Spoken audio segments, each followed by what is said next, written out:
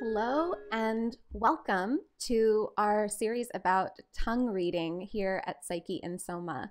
And if we haven't met before, my name is Melanie St. Ors and I'm a clinical herbalist.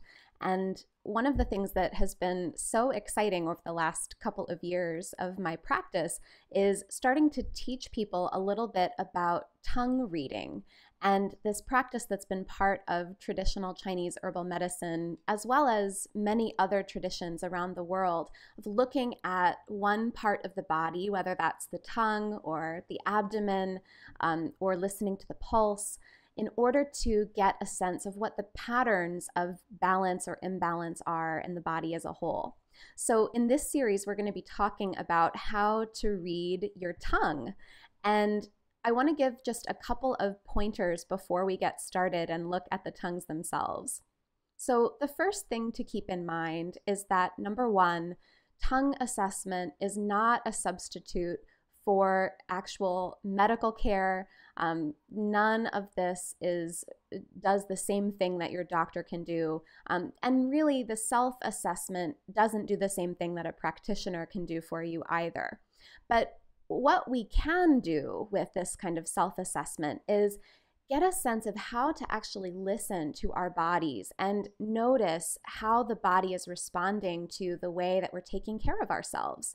And let's face it, we're not going to go to the doctor and get blood work every single day in order to check in on this stuff. So having a low-tech, free and easy to check on sign like looking at your tongue is really, really helpful in that way.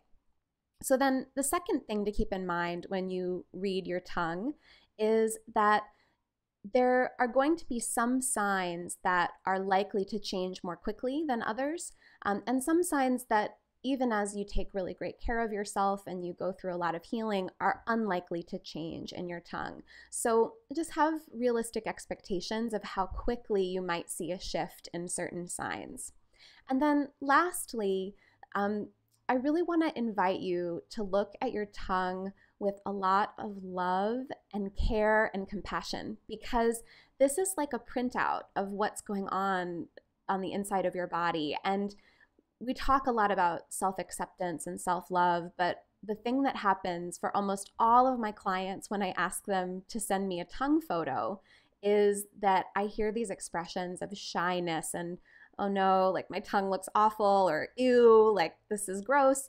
But it's not gross, it's just your tongue. And it's a way that we can start to offer some self-compassion and really see and embrace ourselves, the ways that we're struggling, and also our strengths when it comes to our physical health and well-being. So let's look at our tongues with some compassion and kindness, and practice that also for all of the wonderful volunteers who have been part of sharing their tongues for this series.